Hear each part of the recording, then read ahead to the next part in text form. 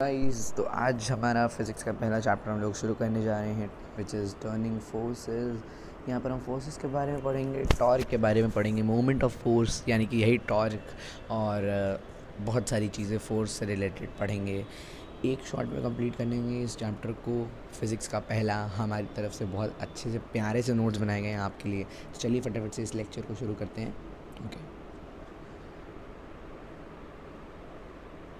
Okay, what is force? सबसे पहले force क्या है, बेसिक सी डेफिनेशन आप लोग आई थिंक सो क्लास 6 से पढ़ते हुए आ रहे हैं। Force is a push or a pull which changes or tends to change the state of rest or of uniform motion or the shape and size of the body. Basically ऐसे तो कुछ नहीं समझ में आने वाला। फोर्स क्या है, मान लेते हैं कि एक बॉक्स रखा है, ये एक पर्सन है, ठीक है, थोड़ा इसने इस पर फोर्स लगाई, इट विल, अभी ये रेस्ट पे फोर्स लगी, तो ये बंदा फोर्स लगा रहा है बॉक्स पे, तो ये जो बॉक्स है ये मोशन में आ गया, बॉक्स मोशन में आ गया, मतलब चेंज करता है state of rest or of uniform motion. या तो मोशन में है तो हमने सामने आके रोक दिया ऐसे, तो ये रेस्ट पे हो गई, ठीक है। या फिर shape size of the body. अब इसका तो नहीं होगा, मान लेते हैं हमने ली क्ले, मान लेते हैं हमने क्ले ली, ये क्ले हमने सर्कुलर क्ले ली, ये क्ले है, इस पर कुछ फोर्स अप्लाई की, हमने इसको घिसा रगड़ा कुछ भी किया, तो सपोजिटली ये इस शेप की हो गई, तो साइज़ चेंज हो गया, शेप साइज़ तो नहीं, शेप चेंज हो गया बॉडी का, ठीक। चलो आगे देखते हैं। आगे हमारे पास है moment of force and equilibrium. Moment of force, इसको ही हम लोग टॉर्क भी बोलते हैं, जी हाँ, इसे हम लोग टॉर्क भी बोलते हैं। चलिए देखते हैं फटाफट से कैसे है, क्या है, ठीक है। देखो भैया, देखो ट्रांसलेशनल मोशन सबसे पहले आता है। ट्रांसलेशन मतलब सीधे पाथ पे चलना है, एक सीधे पाथ पे चलना है। बॉक्स रखा है, हाँ मैं मान लो यार, सिंपल से मान लो कि हम फोर्स है, हम सीधे चल रहे हैं, क्या लिखा? Translational motion is defined as the movement of all points of a moving body along the same line or direction. There is no change in an object's orientation relative to a fixed point when it is undergoing translation motion. मतलब same line of direction पे चलना है, body same line of direction पे चल रही है, मतलब बिल्कुल सीधे, कोई टर्न नहीं, कुछ नहीं, कहाँ नहीं, ठीक है। रोटेशनल मोशन आता है यहाँ पे हमारा। अब रोटेशनल मोशन इसी का ट्रांसलेशन, रोटेशनल, यही दो चीज़ आपको पढ़ने वाली है। जो चीज़ मैं आपको यहाँ पढ़ा रहा हूँ वो सफिशेंट है आपके लिए, इसके अलावा इससे हट के आपको कुछ भी नहीं पढ़ना है, ठीक है। It will not be beneficial for you. बस जितना मैं यहाँ पे आपको पढ़ा रहा हूँ उतना ही आप पढ़िए और जाइए एग्ज़ाम देने, बहुत बढ़िया एग्ज़ाम होगा, ये मेरी गारंटी है, ठीक है। देखो, स्कूल से अच्छी लैंग्वेज, स्कूल से अच्छे नोट्स से समझाऊंगा, राइट। चलो रोटेशनल मोशन पे आते हैं। रोटेशनल तुम लोग अपने आप समझ गए, रोटेशनल से हम क्या कहना चाह रहे हैं। रोटेशन मतलब सर्कुलर पाथ की बात हो रही है। A rigid body execute rotational motion when an each particle except those on axis of rotation moves in a circular path. मान लो ये कंपास का पॉइंटर है, यहाँ पे पेंसिल है कंपास की, तुमने कंपास पूरा घुमा दिया, सर्कुलर पाथ में घूमा, लेकिन एक्सिस ऑफ रोटेशन ये point accept those on axis of rotation पे जो पॉइंट था वो नहीं घूमेगा, बाकी जितने पॉइंट हैं वो सब एक सर्कुलर पाथ में मूव करेंगे, राइट। चलो आगे देखते हैं क्या है हमारे पास। ओके, मोमेंट ऑफ फोर्स और टॉर्क। आपने बोला था ना मोमेंट ऑफ फोर्स को टॉर्क बोलते हैं। देखो भैया, मोमेंट ऑफ फोर्स या फिर टॉर्क, मोमेंट ऑफ फोर्स या फिर torque. Okay, in physics torque is simply the tendency of a force to turn on twist. Different terminologies such as moment or moment of force are interchangeably used to describe torque. The distance of a point of application of force from the axis of rotation is sometimes called momentum or lever arm. इसको basic तुम्हें एक example से मैं समझाता हूँ। देखो, pictures नहीं लगा पाया स्लाइड में, सॉरी। मान लेते हैं कि एक हमारा गेट है, अब इसे हम ओपन करेंगे, ये एक्सिस ऑफ रोटेशन है इसका, यहाँ से गेट जुड़ा हुआ है दीवार से, ठीक है, यहाँ से ऐसे, ये गेट दीवार, ये वॉल है आपकी, this is wall, this is door. यहाँ पुटिंग फोर्स, आपने फोर्स पुट की, गेट खुल गया, ऐसे हो गया गेट, मान लेते हैं ये खुल गया, ये हमारा पीछे रूम है, गेट खुल गया, ठीक। तो ये जो यहाँ पे फोर्स लगाई हमने, ठीक है, इससे बोलेंगे हम लोग moment of force. You can write the definition, यहाँ से आप लोग लिख सकते हो, ठीक है जी। अब आते हैं टाइप्स ऑफ टॉर्क। कितने टाइप के टॉर्क होते हैं, सिंपल सा एक एग्जांपल यहाँ पर आपको बताऊंगा, टाइप टॉर्क समझ में आ जाएगा। Torque can be either static or dynamic. Static torque is a torque that does not produce an angular acceleration. A few examples of static torque are as follows. A person pushing a close door is applying a static force. Static torque force कह रहा हूँ, torque क्यों, gate है भैया, उसने यहाँ force लगाई तो गेट इस साइड खुलेगा, ठीक। तो स्टैटिक, वो खड़े होकर फोर्स लगा रहा है। Pedalling a cycle at a constant speed is an also example of static, ठीक। ये हो गया स्टैटिक, यही मैं तुमको पिछले समझाना चाह रहा था। अब देखो टॉर्क का सिंपल सा। Okay, so we were discussing about torque के एसआई यूनिट के बारे में। एसआई यूनिट है इसका newton metre, N M. You can represent it by nm.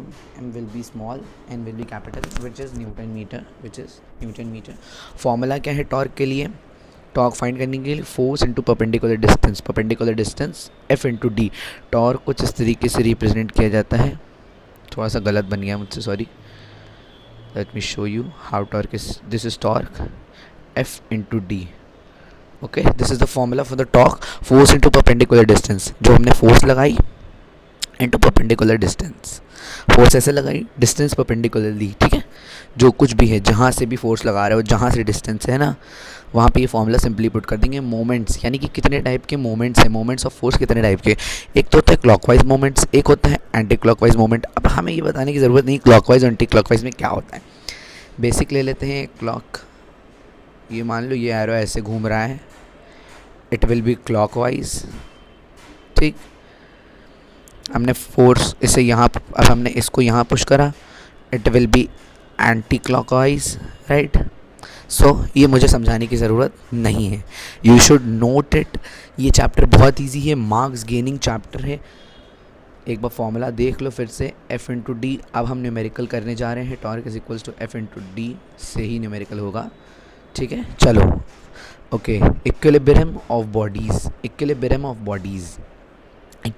Bodies क्या है, बॉडी एक, when a number of forces acting on a body produce no change in its state of rest of motion of the body is to be in equilibrium. मतलब rest पे मान ले तो एक तरीके से कुछ चेंज नहीं होगा उसमें। मान लेते हैं इसका एक एग्जांपल लेते हैं, एक टेबल है ये, इस पर एक बुक रखी है, ठीक, बुक तो ये लग नहीं रही, फिर से बनाते हैं। एक टेबल है ये और एक ये बुक रखी है, मान लो ये बुक रखी है, ठीक है, ठीक। यहाँ से फोर्स लगी, यहाँ से फोर्स लगी, ठीक, कुछ नहीं होगा इसे, तुम नीचे की साइड। अब ये थोड़ी होगा कि टेबल टूट के बुक नीचे चली जाए, ये नहीं होने वाला है ना। तो फोर्स लगा रहे हो, कोई कुछ चेंज नहीं होगा उसमें, ठीक है ना। तुम जितनी तरफ से फोर्स लगा लो, मान अब इस पर कोई चेंज नहीं होगा, ठीक। इसके मोशन में, इसके स्टेट में कोई चेंज नहीं होगा। अगर ये रेस्ट पे है तो रेस्ट पे रहेगी, मोशन में है तो मोशन में ही रहेगी। ये होता है इक्विलिब्रियम ऑफ बॉडीज़। आगे हमारे न्यूमेरिकल्स, ये here come are numericals. Width of the door is 40 centimetre, मतलब ये हमारी परपेंडिकुलर डिस्टेंस जो है वो हमारी 40 सेंटीमीटर है। इसको मीटर में चेंज करेंगे, 40 centimetre in metre is equals to 0.40 metre as it is written here. यहाँ पे मैंने लिख दिया, और एक चीज़ और भी लिखी है, नॉट गिवन इन एग्ज़ाम्स, ये आपको एग्ज़ाम में नहीं दी गई होगी। तो सीधे फॉर्मूला लगा देते हैं, F into D, torque is equals to, force हमने लगाई 2 न्यूटन की, 2 न्यूटन इंटू 0.40 मीटर, ठीक है। तो टॉर्क इज इक्वल्स टू, अच्छे से सॉल्व करेंगे हम लोग, ये सब नहीं होगा, ठीक है। Torque is equals to F into D, T is equals to 2 newton into 0.40 metre, नीचे 100 आ गया, 1 0 से 1 0, 1 ज़ा 5 ज़ा, ठीक, 2 4 ज़ा 8, 8/5 विल बी 5, ठीक है। ये हमारा आंसर आ गया 1.2 न्यूटन मीटर, एनीवेज भी, okay. So we will go from here. अब हमारे पास एक और क्वेश्चन है, a classroom door is of 50 width if handle of door is 20 centimetre from the edge, force is 5 newton. अब देखो इसमें दो चीज़ें दे दी हैं, हमसे बोला क्या गया वही हमें निकालनी वही चीज़ है, torque is equal to F into D. लेकिन इसमें कुछ तिकड़म है, क्या तिकड़म है देखते हैं आगे क्या तिकड़म है। सोल्यूशन देखते हैं इसका, कुछ तो तिकड़म था। अब देखो डोर है 20 सेंटीमीटर, हैंडल 20 सेंटीमीटर है, ठीक है। तो इसको देखा हमने, आधा करा डोर का, तो हैंडल का आधा करने के बाद आया 10 सेंटीमीटर, ठीक। 10 सेंटीमीटर हम माइनस कर देंगे 50 में से, जो कि हमारी लेंथ थी उसकी, तो हम आ गया 40 centimetre. 40 centimetre in metre 0.4 metre, 0.4 metre आ गया। अब क्या करना है, कुछ नहीं करना है, 2n इंटू 0.4, सिंपल सा हो गया। Okay, so it will be 0.8 newton metre. पहले वाले क्वेश्चन का आंसर भी यही आएगा। अब आता है हमारा सेंटर ऑफ ग्रेविटी, ये बताने की मुझे ज़रूरत नहीं है। Is a point in at which where the disturbance of weight is equal in all directions and it depends on the gravitational field. एक किसी की बंदे की बॉडी है, ये मान लेते हैं, उसका सेंटर ऑफ ग्रेविटी का पॉइंट ये है, जितनी फोर्स है सारी फोर्स एक्ट करेंगी, सब इसके वेट से इक्वल होंगी, ठीक है। ये होती है centre of gravity, gravitational force. You can note down this. Okay, now it come centripetal force. इसको हम एक नाम से और जानते हैं, centre seeking force. Centre seeking force का मतलब समझते हो क्या है? सेंटर सीकिंग फोर्स शायद स्लाइड से प्रिंट नहीं हुआ ये। सेंटर सीकिंग फोर्स मतलब ये कोई पॉइंट है मान लेते हैं, और ये ऑब्जेक्ट चल रहा है, तो ये सेंटर की साइड सीकिंग करेगा। जा ऐसे आए गया है ऐसे, लेकिन ऐसे चला जाएगा, जाना चाहिए ऐसे लेकिन ऐसे चला जाएगा, जाना चाहिए ऐसे लेकिन ऐसे चला जाएगा, ऐसे करके ये एक सेंटर सीकिंग फोर्स है, एक सेंटर सीकिंग फोर्स है। एक बार मैं अच्छे से बनाता हूँ इसे, एक बार अच्छे से बनाते हैं इसे।